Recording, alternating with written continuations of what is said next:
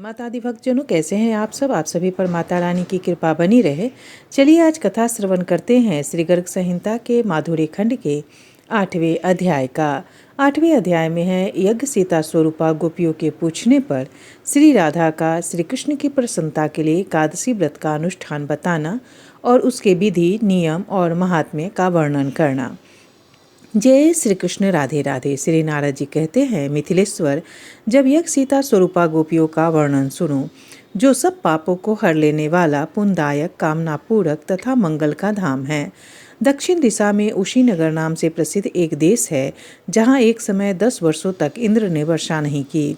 उस देश में जो गोधन से संपन्न गोप थे, वे अनावृष्टि के भय से व्याकुल हो अपने कुटुंब और गोधनों के साथ ब्रजमंडल में आ गए। नरेश्वर नंदराज की सहायता से वे पवित्र वृंदावन में यमुना के सुंदर और सुरम्य तट पर वास करने लगे। भगवान श्री राम के वर्ष से यज्ञ सीता स्वरूपा गोपांगनाएं उन्हीं के घरों में उत्पन्न हुई। उन सब के शरीर दिव्य थे तथा वे दिव्य यौवन से वशीभूत थी। निरपेश्वर, एक दिन वे सुंदर श्री कृष्ण का दर्शन करके मोहित हो गईं और श्री कृष्ण की प्रसन्नता के लिए कोई व्रत पूछने के उद्देश्य से श्री राधा के पास गईं। गोपियाँ बोली, दिव्य स्वरूपे कमल लोचने वृषभानु नंदिनी श्री राधे, आप हमें श्री कृष्ण की प्रसन्नता के लिए कोई शुभ व्रत बतावें जो देवताओं के लिए भी अत्यंत दुर्लभ है। वे श्री नंदनंदन तुम्हारे बस में रहते हैं। राधे, तुम विश्व मोहिनी हो, संपूर्ण शास्त्रों के अर्थ ज्ञान में पारंगत भी हो। श्री राधा ने कहा, प्यारी बहनों, श्री कृष्ण की प्रसन्नता के लिए तुम सब एकादशी व्रत का अनुष्ठान करो। उससे साक्षात श्रीहरि तुम्हारे बस में हो जाएंगे, इसमें संशय नहीं है। गोपियों ने पूछा, राधिके, पूरे वर्ष भर की एकादशियों के नाम बताओ। प्रत्येक मास में एकादशी का व्रत किस भाव से करना चाहिए। श्री राधा ने कहा, गोप कुमारियों, मार्गशीर्ष मास के कृष्ण पक्ष में भगवान विष्णु के शरीर से मुख्यतः उनके मुख से एक असुर का वध करने के लिए एकादशी की उत्पत्ति हुई। अतः यह तिथि अन्य सब तिथियों से श्रेष्ठ है। प्रत्येक मास में पृथक पृथक एकादशी होती है, वही सब व्रतों में उत्तम है। मैं तुम सबों के हित की कामना से उस तिथि के 26 नाम बता रही हूँ। मार्गशीर्ष कृष्ण एकादशी से आरंभ करके कार्तिक शुक्ल एकादशी तक 24 एकादशी तिथियां होती हैं। उनके नाम क्रमशः इस प्रकार हैं: उत्पन्ना, मोक्षा, सफला, पुत्रदा, सटतीला, जया, विजया, आमलकी, पापमोचिनी, कामदा, वरूथिनी, मोहिनी, अपरा, निर्जला, योगिनी, देवशयनी, कामिनी, पवित्रा, अजा, पदा, इंद्रा, पाप कुंसा, रमा तथा प्रबोधिनी। 2 एकादशी तिथियां मलमास की होती हैं। उन दोनों का नाम सर्वसम्मत प्रदा है। इस प्रकार जो एकादशी के 26 नामों का पाठ करता है, वह भी वर्ष भर की द्वादशी एकादशी तिथियों के व्रत का फल पा लेता है। ब्रजंगनाओं, अब एकादशी व्रत के नियम सुनो। मनुष्य को चाहिए कि वह 10वीं को एक ही समय भोजन करे और रात में जितेंद्रिय रहकर भूमि पर शयन करे। जल भी एक ही बार पिए, धुला हुआ वस्त्र पहने तथा तन मन से अत्यंत निर्मल रहे। फिर ब्रह्म मुहूर्त में उठकर एकादशी को श्री हरि के चरणों में प्रणाम करे। तदंतर शौच आदि से निवृत्त हो स्नान करे। कुएं का स्नान सबसे निम्न कोटि का है, बावड़ी का स्नान मध्यम कोटि का है, तालाब और पोखरों का स्नान उत्तम श्रेणी में गिना गया है और नदी का स्नान उससे भी उत्तम है। इस प्रकार स्नान करके व्रत करने वाला नर श्रेष्ठ क्रोध और लोभ त्याग करके उस दिन नीचों और पाखंडी मनुष्यों से बात न करे। जो असत्यवादी, ब्राह्मण निंदक, दुराचारी, अगम्या स्त्री के साथ समागम में रत रहने वाले, परधनहारी, पर स्त्रीगामी, दुर्वृत्त तथा मर्यादा का भंग करने वाले हैं, उनसे भी व्रती मनुष्य बात न करे। मंदिर में भगवान के शव का पूजन करके वहाँ नैवेद्य लगवाएं और भक्ति युक्त चित्त से दीपदान करें। ब्राह्मणों से कथा सुनकर उन्हें दक्षिणा दें। रात को जागरण करें और श्री कृष्ण संबंधी पदों का गान एवं कीर्तन करें। वैष्णव व्रत एकादशी का पालन करना हो तो 10वीं को कांसे का पात्र, मांस, मसूर, कोदो, चना, साग, शहद, पराया अन्न, दोबारा भोजन तथा मैथुन, इन 10 वस्तुओं का त्याग दे। जुए का खेल, निद्रा, मदपान, दंत धावन, पर निंदा, चुगली, चोरी, हिंसा, रति, क्रोध और असत्य भाषण, एकादशी को इन 11 वस्तुओं का त्याग कर देना चाहिए।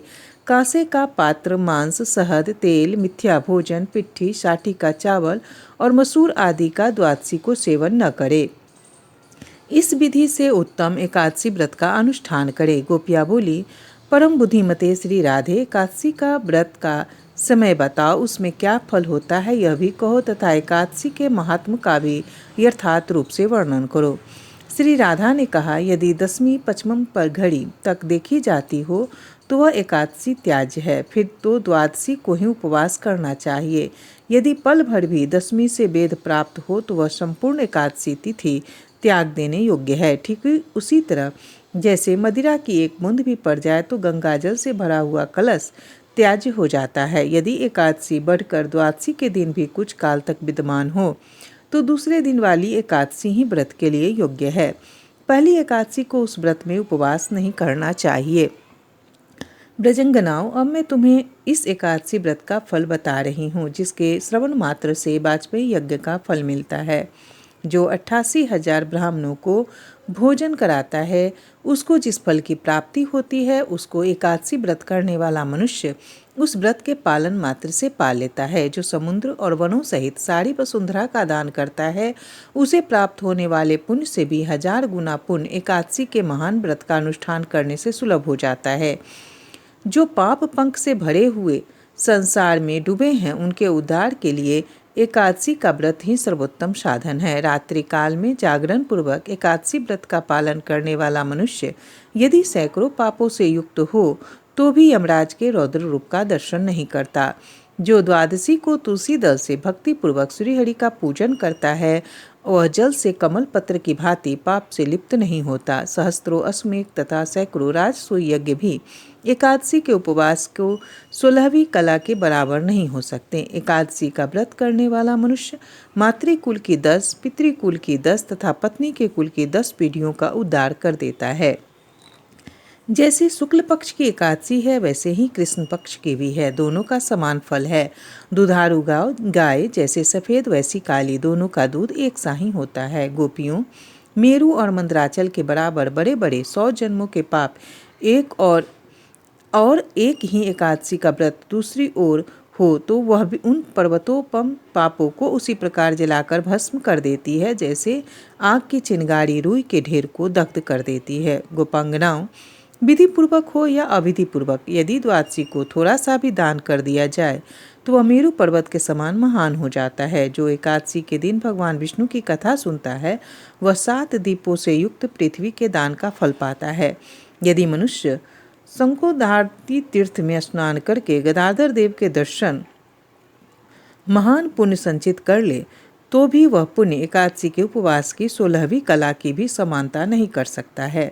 प्रभास, कुरुक्षेत्र, केदार, बद्रिकाश्रम, काशी और सुकर क्षेत्र में चंद्रग्रहण, सूर्यग्रहण तथा 4 लाख संक्रांतियों के अवसर पर मनुष्यों द्वारा जो दान दिया गया हो, वह भी एकादशी के उपवास की 16वीं कला के बराबर नहीं है। गोपियों, जैसे नागों में शेष, पक्षियों में गरुड़, देवताओं में विष्णु, वर्णों में ब्राह्मण, वृक्षों में पीपल तथा पत्रों में तुलसी दल सबसे श्रेष्ठ है, उसी प्रकार व्रतों में एकादशी तिथि सर्वोत्तम है। जो मनुष्य 10,000 वर्षों तक घोर तपस्या करता है, उसके समान ही फल वह मनुष्य भी पा लेता है जो एकादशी का व्रत करता है। ब्रजंगनाओं, इस प्रकार मैंने तुमसे एकादशियों के फल का वर्णन किया। अब तुम शीघ्र ही इस व्रत को आरंभ करो। बताओ अब और क्या सुनना चाहती हो। इस प्रकार श्री गर्ग संहिता में माधुर्य खंड के अंतर्गत श्री नारद बहुलाश्व संवाद में यज्ञ सीताओं का उपाख्यान एवं एकादशी महात्म्य नामक 8वां अध्याय पूरा हुआ। जय श्री कृष्ण।